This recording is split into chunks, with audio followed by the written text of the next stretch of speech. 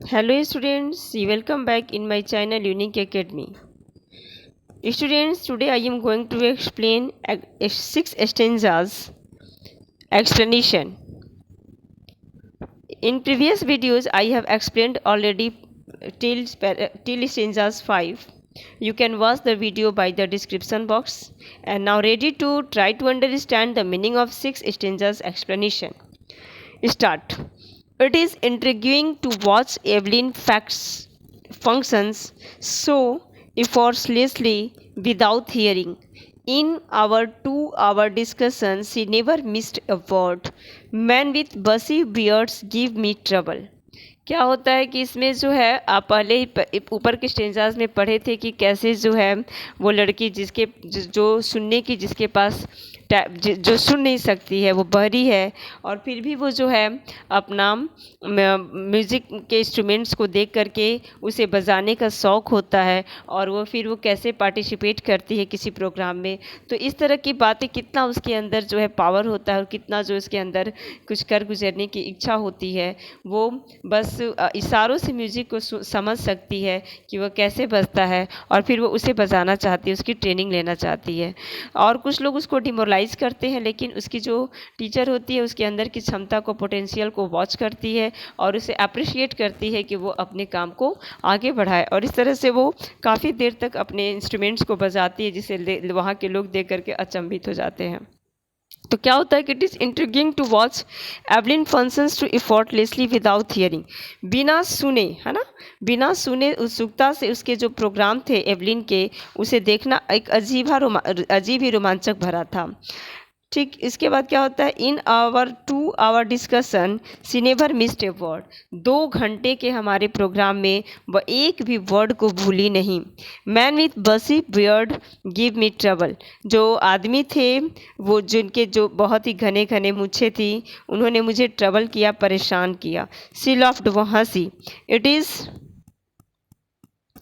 Not it is not just watching the lips, it is the work face, especially the eyes. She speaks flawlessly with a fear till I was 11. क्या था कि she was not watching the lips, इसमें क्या होता है यहाँ पे, it is not just watching the lips, केवल उसके होठों को ही देखने लायक नहीं था। It is the whole face, पूरा चेहरा उसके देखने लायक था। स्पेशली द आइज, खास तौर पे उसकी आंखें। सी स्पीक्स फ्लॉलेसली, वह विथ अ स्कॉटिश लिल्ट, क्या होता है कि वह बहुत ही स्कॉटिश, मतलब स्कॉटलैंड की जो है ना जो मुद्रा होती है, मतलब जो वहाँ की एक अजीब तरह की जो मुद्राएं होती है उसमें प्रफुल्ल होने का जो उसका जो तरीका था वह बहुत ही खूबसूरत था और वो बहुत अच्छे से मतलब अपने काम को कर रही थी। My speech is clear because I could hear till I was 11। My speech is clear, मेरी स्पीच जो थी वो बिल्कुल सही थी क्योंकि 11 सालों से मैं वहाँ पे सुन रहा था।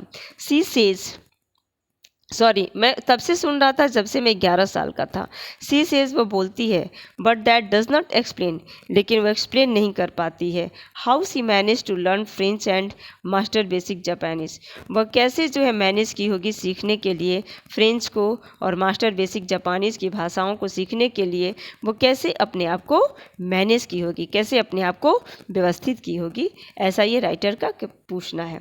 फिर 7th स्टेंजाज देखते हैं। 7 स्टेंजाज में क्या है, as for music she explains, music के लिए जैसे कि उसने एक्सप्लेन किया, it pours in through every part of my body.